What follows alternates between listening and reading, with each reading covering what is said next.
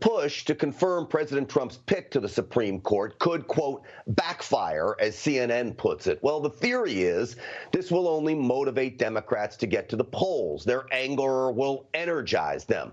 Some Republican strategists are even recommending the president wait to energize his supporters.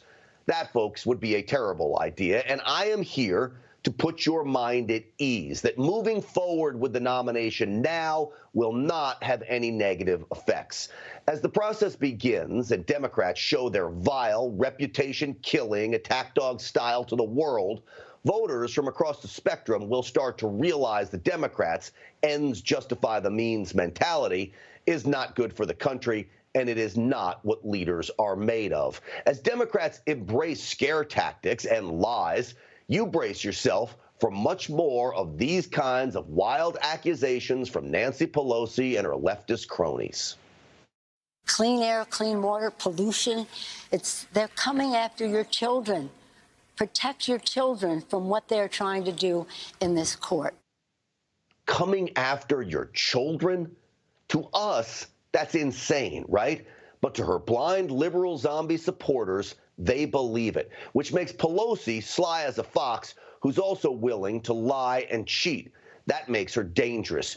You see, the reality is the president's Supreme Court pick will protect your children from an overbearing government, one that stifles success, not enables it. It is why we cannot afford to wait.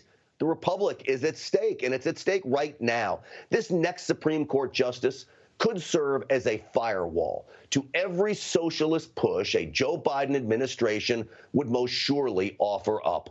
The stakes are far too high to gamble on this simply as a tool to get the president reelected plan. And it now appears we have the votes to move forward with Senator Mitt Romney offering up his surprising support for the nominee. I recognize that we may have a court which has more of a conservative bent than it's had over the last few decades. But my liberal friends have, over many decades, gotten very used to the idea of having a liberal court. And that's not written in the stars. So Mitt Romney is going to side with the president and Republicans. And for the first time in a long time, I will say thank you, Mitt Romney. Rush Limbaugh is recommending Republicans skip the Senate hearings and go straight to a vote. I respectfully disagree with Rush Limbaugh. The nation needs to see what the Democrats are capable of. This is all part of the election strategy. The dirty politics we saw during Justice Kavanaugh's hearings will once again be on full display. The nation needs to hear more of the threats, like Democrats packing the high court if they take full control next year. We need to hear Joe Biden's thoughts on stacking the court. Go figure, he refuses to answer that important question now. Well, let's say I answer that question. Then the whole debate's going to be, well, Biden said or didn't say. Biden said he would or wouldn't. That's going to, the discussion should be about why he is moving in a direction that's totally inconsistent with what the founders wanted. First off, what you just witnessed there is the candidate supposedly believes in science, yet he's wearing a mask for a Zoom call. Beyond that, there is nothing inconsistent about what the president is doing. The Constitution is clear about all of this.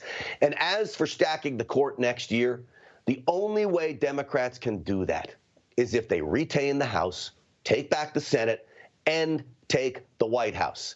God forbid that happens for so many reasons. But first and foremost, they would set a very dangerous precedent that would grow the Supreme Court after each election cycle won by the minority party to the point where we could have dozens of judges then sitting on the court's bench. That is not what our founders envisioned, but I don't think they ever envisioned the deviousness of Nancy Pelosi and Chuck Schumer either. So the question now becomes, who will the nominee be? Federal Appeals Court Judge, Catholic mother of 7, Amy Coney Barrett, appears to be the front runner. But there are a whole slew of accomplished women right behind her. All seem to be very capable, and all of them have this in common. They are all the antithesis of Ruth Bader Ginsburg.